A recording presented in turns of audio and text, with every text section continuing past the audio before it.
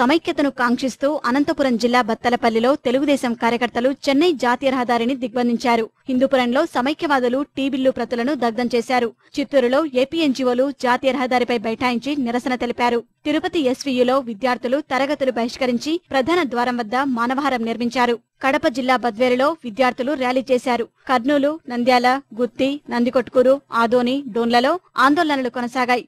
ఆత్మకూరులో న్యాయవాదులు విధులను బహిష్కరించి నిరసన తెలిపారు.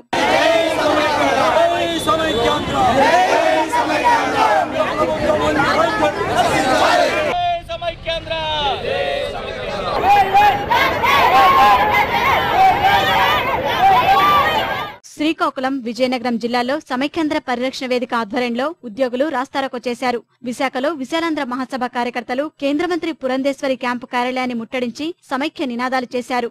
తూర్పు గోదావరి జిల్లా రాజమండ్రిలో ఉద్యోగులు ధర్నా చేశారు. రావులపాలెంలో ఛాంబర్ ఆఫ్ కామర్స్ సభ్యులు రోడ్లపై వాహనాలను అడ్డుకున్నారు. కాకినాడలో ఎన్జీఓలు ప్రదర్శన నిర్వహించారు.